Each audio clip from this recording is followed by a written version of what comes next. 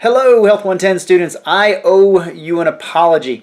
I wish I could find someone else to blame this on, and I'm trying to peg it on the cat, but reality is I made a mistake. I got your class mixed up with another class that I teach that has a very similar project. So in consideration of my mistake, I am going to give everyone 15 points of extra credit, and I'm going to extend the deadline. I do realize that many of you all want to get this done before spring break, and I encourage you to do so. So I will be posting, or by the time you see this video, everything will be posted on the discussion board and be ready for you. Thank you to Jonathan Mallison, Jessica Henwood, and Serena Moore for volunteering your original research project for our peer review. They were all excellent, and in particular, Jessica, yours was amazingly comprehensive. That may be the single most comprehensive original research project I've ever seen. Very nicely done. Jonathan, yours was excellent as well. However, I'm going to select Serena Moore's, not because it's perfect. If it was perfect, we would not need to do a peer review.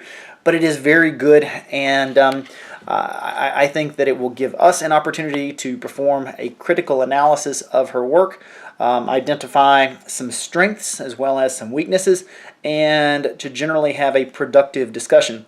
Our learning objective here is to determine, or to pardon me, I shouldn't say that, that is not a good word, to gain perspective as to how information makes its way into the scientific body of knowledge.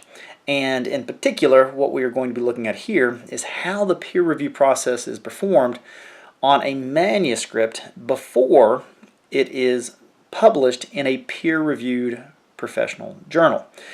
And we are going to be the reviewers, as there are reviewers who look at studies that are performed by professionals. And those people who review the studies, they are professionals themselves. For example, in the field of health science, in medicine, the people who review studies before they either yes get published or no get denied are professionals in the health science field, or professionals in the medical field.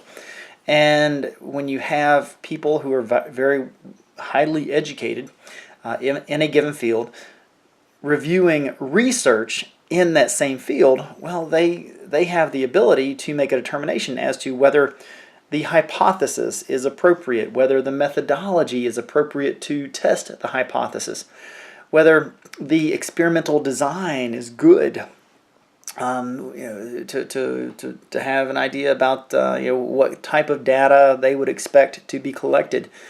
They have the ability to look at the math, to look at the statistical analysis, and finally, and probably most importantly, they have the ability to look at the conclusion of a researcher and make a determination as to whether or not that conclusion is good based upon the data.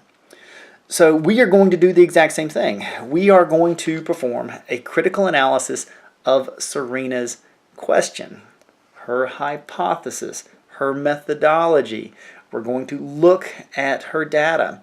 We're going to take a look at the mathematical calculation. And most importantly, we will make a determination as to whether or not her conclusion is appropriate based upon the data.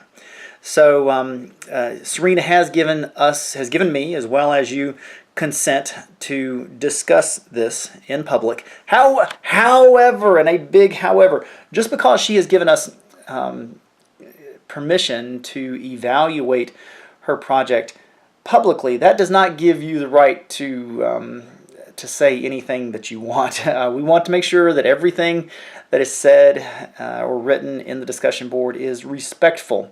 It's okay to point out problems that you may have or issues that you may have with the way that she went about doing the study, but do so in a respectful manner and in a professional manner. I'm going to post this now. It is Tuesday afternoon, and it's my hope that you can get it done by by the time spring break begins. But if you do not, you have until March 16th to fully complete the discussion board assignment. Thank you and good luck.